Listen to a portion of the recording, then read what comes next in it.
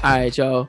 We back. Realmatic Podcast. But we gonna do a real quick different video. We gonna pull out Realmatic Season 3 recap. What? My bad. I just realized I said Season 3 recap. But y'all know what I mean. Season 2 recap. We just finished watching the 8th episode of the season, ending of the season. And I swear to God, every season, bro, they want to leave us on some type of cliffhanger. Yeah. That just, oh God. Look, real quick, this is a spoiler warning. We about to talk about everything that's happened this season, especially watching this last episode that's going to set us up for whatever's going to happen in season 3. Yeah. It's ridiculousness, man. So that's fair warning. If you're going to leave, make sure you like, comment before you go. But for real, here we go, man. Ashtray, Marlon. Bro, I ain't gonna lie to you. That shit broke my heart. I'm not gonna lie to you. Like, that's the only thing I got spoiled for this last episode. Because, bro, I was trying to avoid social media so bad, and it's the fact that that's the first thing I saw. And they was talking about, like, I forgot the meme. I just started to rip Ashtray, and I was crying. Yo, I swear. There were just so many things that happened in this last episode. We got we got Maddie and Cassie. They finally got into like a half a fight, but they cut it out or whatever's going on because low-key I forgot what happened because they ran upstage. Too many like empty areas of this episode. I feel like they did not address a lot of the major concerns. Like Drew on the freaking lady like $8,000. Like they keep going around that plot point. Like that really did happen. Like, I know she owed that lady money. Like there's a lot of those things, but just in this episode alone, in that last episode, we finishing off the play. We're in a sense we have Nate who goes and gets his dad arrested. Nate, look at me. Do not do this. Nate, don't do this. I'm begging you, don't do this. You are who you are. Bruh. Yeah. Crazy. I'm thinking Nate about to go pull up and go kill his dad in front of all these all the other people. No. Not his daddy just having all the I can't even say what I was going to say. Not his daddy just having all the goofies. Yeah, he was living his life this way, man. It was such a nasty life, and he felt like he really enjoying it. I just think this episode was so weird. Like, granted, I think the first half of the episode was fairs and all that, and just a build up to what was going to happen. Okay, and I get how Lexi's play ties in to the current situation that is where all the characters be. And honestly, it really reintroduces Rue's character in a different light. Just seeing how emotionally affected she really was from her dad's funeral, and just like the way, like her reading her little thing that she read for him, like it just, I don't know, it gave a reintroduction of all our characters in a different way. Yeah, because when season 1, when we met Rue straight out of rehab. Yeah. We got little flashbacks from everyone about her father passing, but then this play kind of gave us a overview of why Rue feels this way, where everybody's been at, and it also connects everyone back together in a sense, because I feel like we never get to see Rue with the other girls, with the other girls and like everyone else in the school, unless it's Jules or whoever. Two questions, like you wonder, like, are y'all really friends? But like in reality, they all been together as friends, real close friends like that for a long while. And it's kind of crazy how you can see how the group is today, how low-key they're all friends except for Rue is doing her own thing. Like, we got to see a lot of stuff this season. We got to see Rue truly messed up, real strung out. Like it was that whole episode. Bro, she was like, what is this? Season 2, episode 5, bro. She's like a fucking super gremlin, bro. Like, I've never seen nothing so funny in my life. It wasn't even funny. It was sad. Damn. Running in traffic, jump out the window. Like, it's the fact that you cussed your mom. You broke down and cuss your mama out for however long, and then you want to shit your pants realizing your friends are in the living room hearing you spaz out. Yeah. It's just like, Bro, they really wanted to make you look at Ruth in the face and realize that she's not perfect. She's really a broken person. And I think at a point, I don't think she realizes why she does as much drugs as she do. Like, I think at a point, it's kind of the lines get kind of blurred, because it's like you could say it's for your dad dying, but at the same time, it's kind of like, you know what I'm saying? Like, the opportunity to stop doing the drugs were there, and you just keep doing it just to like mask your own feelings. Yeah. It's a lot of things, man. We got I hate that in this last episode of the season we wasted basically 4 minutes allowing my man to really play the guitar. Hey, I didn't need it. You wasted my time here. We needed more. My thing is, make the episode longer. If you're gonna do some shit like that, the episode shouldn't end the way it did, because they kind of ended off on a weird, ended it weird, because you got Rue walking out. Jules talking about, I love you. I hate when Jules say I love you, bro. I feel like it's like the stuff. It's like the fakest shit I've ever seen. Because just for what all you did, I just want to roll my eyes every time you say that shit. It's like, I'm glad Rue didn't say anything hurtful. I feel like she got a different heart at this point, and you just kissing Shorty on the forehead twice and just dipping off is kind of like, just symbolizing that you closing that chapter of your life. Like, if we gonna jump back, we got from the first episode of the season 2. We got the house party. We get to see where Rue's at in her drug use, to our very ending of where you give Jules the forehead kiss and you're walking away, and then it leaves us with this little mini monologue at the end where she's just like, I stayed sober for the rest of the school year. The year. Right? This implies that she's going back down. Yeah. I truly think this truly implies that she's going to go back down this rabbit hole. And we still have that one whole overarching problem. Rue, you don't got the money no more. You ain't got the drugs. They gonna come get you. And look, I think I had somebody try to tell me that they think that Rue knows about Fez, but nah, she don't know about Fez yet. Everyone doesn't know really about Fez and what's happened. Because how would you know? Like, unless you go over to his house, nobody truly knows. What happened. And the last thing, Rue never got to apologize to Fez about what she was doing. That junk gonna snap her and make her relapse. It's gonna be that, or it's gonna be something crazy. Yeah, it's gonna be something like that that's gonna cause it to happen. And I feel bad though, because watching Lexi get so excited and be checking the seat to see if Fez ever showed up. I felt so bad for her. Or the part where like the SWAT team busting there and they stepping on his little letter or whatever. Yeah, like that shit was like heartbreaking, because bro was really from walk out the door. Yo, he was on the way, bro. He was fully on the way to go to Lexi's play. I was more mad it took him that long to leave though. But then if you think about the time difference, I don't think it took him that long. But I just feel like what happened with him versus the playtime is just too different. Like, yeah, man, I was so hurt. I wish he could have made it.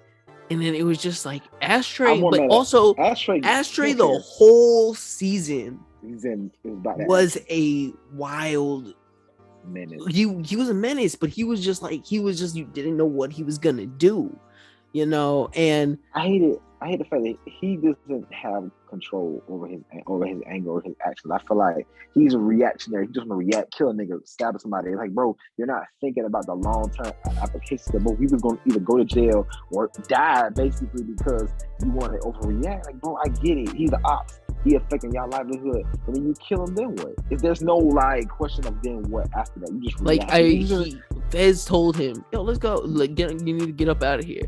Ashtray off rip pulled the blade. I was like, dang it, Ashtray. Like, bro, no. Ashtray legit, like, that ass had all the guns in the bathtub as if he was. Yo, dude went out like Tony Montana, bro. Granted, you shot a cop. I'm gonna give you that, right? But in the day, bro, you didn't have to do that. You didn't have to die like that. Not at all. I didn't get the reasoning behind why throwing your life away. Because in the day, you said fuck everybody else, and you was gonna go out shooting. Yeah, yo, he was wild. Like, and I'm just like, Ashley didn't understand the situation here. It's like, yo, he is an informant. Don't say nothing. Yo, what? Why would you stab him? No. I was so happy that Faye tried. She tried. She really, I thought she was gonna just.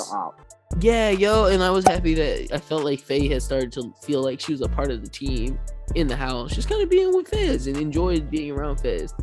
And I was just like, dog, no, damn it. It just was bad, man. Lexi, I feel so bad for her.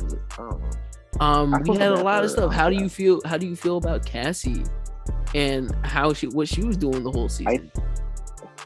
I think that Cassie, they made her a main focus because they want you to really see how a person can break.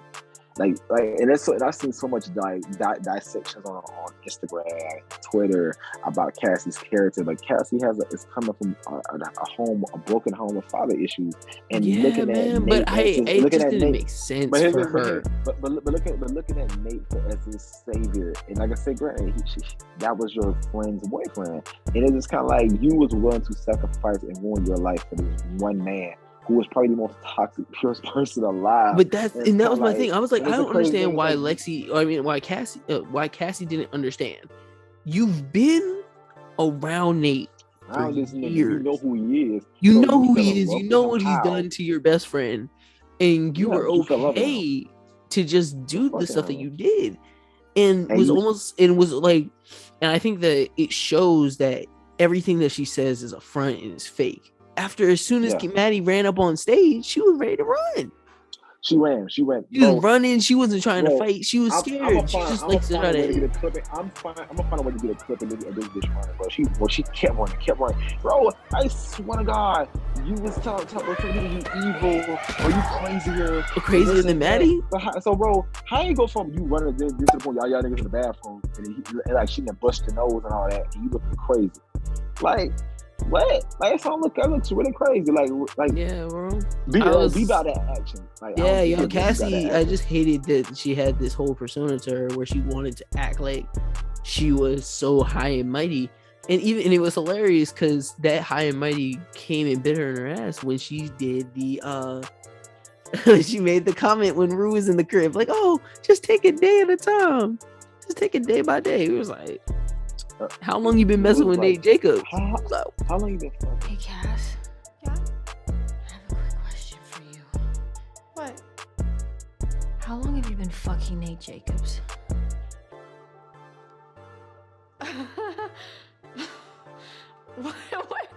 What are you talking about? How long you been fucking Nate Jacobs? Yeah. And Carter, that was the coldest shit I've ever seen in my life, bro. Yo, because like everybody's jaw dropped in the room, bro. There was a lot. What? Yeah, that was crazy. What else has happened this season? We've got to see a little bit about Cal before even the arrest in the end of the season. I feel bad for Cal only in the respect that you realize who you really was.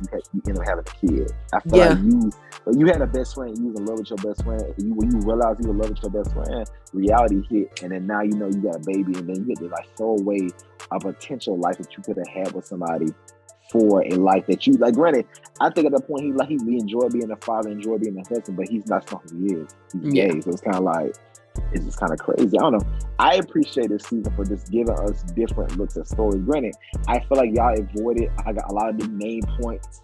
You know what I'm saying? But at the same time, it's kind of like shit.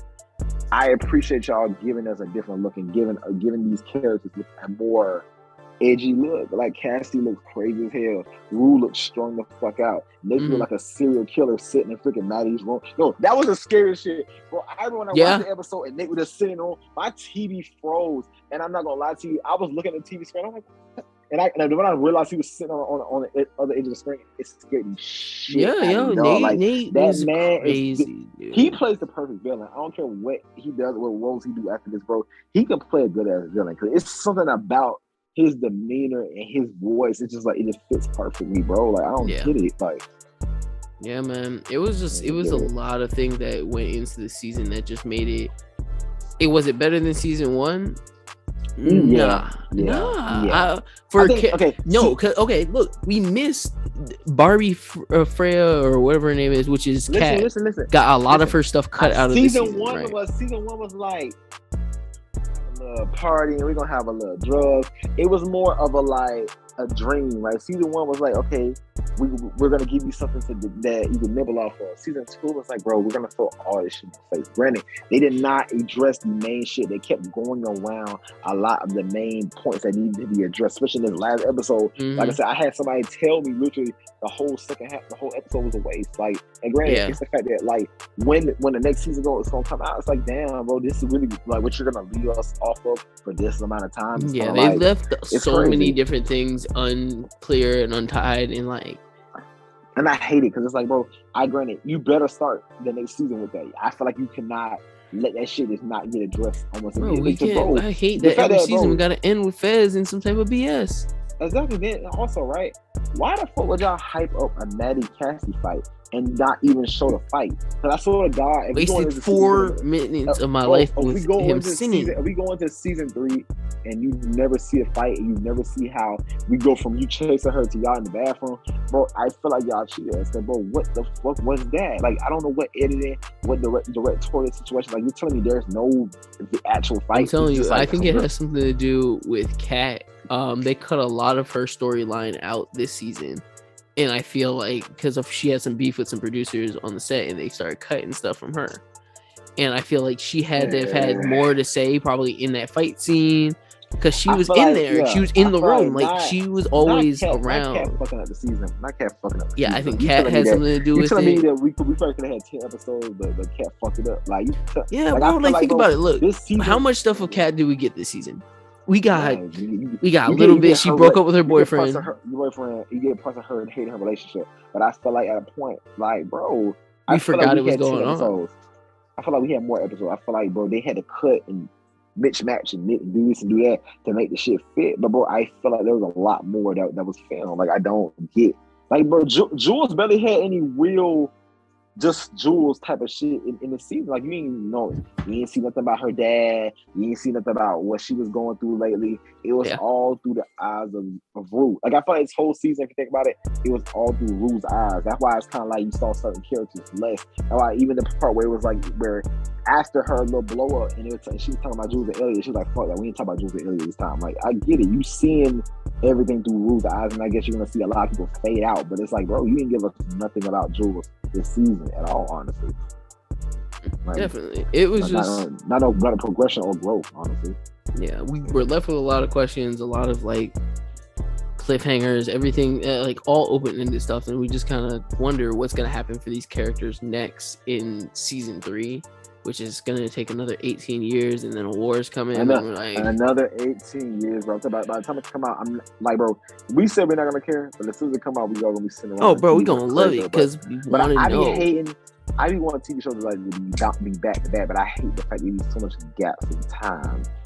It's like, bro, it was a gap of time to make this season. So you tell me it's like going to take another huge gap of time to make the next season. Like, I get, like, it's crazy, bro. I don't get it, but I like the fact that this season gives you a different look on drug use and it gives you a fact that, bro, everybody cannot give it up. It's not an easy thing to quit a habit. Like, trust me, I related to that part. That part that's so heavy. And like I said, if Ruth is a broken person, I feel like very few people understand, and it's hurting now that a lot of people in her life are actually giving up on her because they don't feel like you can do it. The only person who might believe for her at this point is Ali, and at that point it's kind of like even at a minimum because she already like screwed over Ali.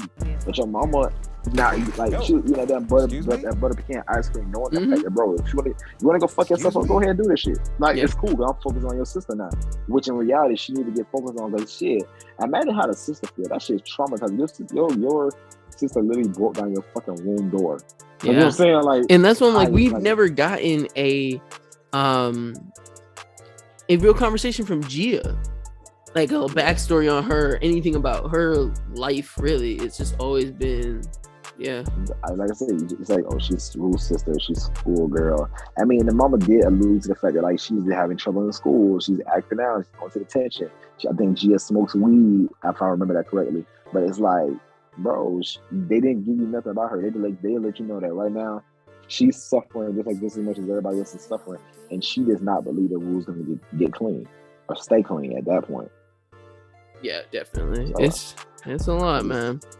it's I don't know. It's a very emotionally investing to watch this show because it's like Yeah. you get so tied up, you get so like it's all in your chest. I'd be Like you stressed, feel man. almost embarrassed. And so, a lot of arguments, you feel like you're in the room for it, and it's just like, bro, Yeah, that one where she broke down the door in episode 5, I was like, bro, she was like, that junk had me stressed. That was like the last thing I watched before going to bed like that night. It was just like, bro, it was crazy, bro. But you know, in the end, I feel like everybody is gonna have an opinion about whether this season was good or not. I feel like the writing is great. I do feel like Barbie, whatever her last name is, it cut out a lot of great scenes. I feel like this season might have been a little bit more flushed out with a lot of her scenes. I know she's in a lot of scenes, but she's not just some damn side character. But because she had a whole, she had a whole OnlyFans, basically, whole other lifestyle before getting into a relationship, and I wanted to see and understand more of that too. Yeah. But what she went through, I get it. I feel like in certain scenarios, people want a relationship and shit like that, but it doesn't make you happy. You can say you like this person, the person does it for you, but it don't make you happy. Yeah. But how she broke up with him, I don't respect that. I feel like you should have just been straightforward and honest. But I get the fact that you might feel like this relationship is not fulfilling enough. So I don't know. Just from every side, every character was dealing with something that really affected them. And shit, it's the crazy part that even near the end, you realize that even Lexi at this point is still dealing with the effects of everything that's going on around her. Not just what's going on in her life. Everything that's going on, she's affected by it as well. It's the play. So, yeah, definitely. It's crazy. That shit, you know what I'm saying? Hey, I'm looking forward to the next season. Yeah, man, I'm looking forward to season 3. What's gonna come next? You know, in the comments, y'all, like, comment, subscribe. Please, let us know what you thought about season 3 of season 2 of Euphoria.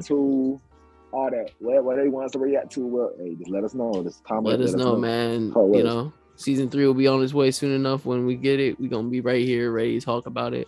But yes, sir. Euphoria season 2 recap. Realmatic Podcast. We up out of here. Thanks for watching. Hit the subscribe button to check out more videos.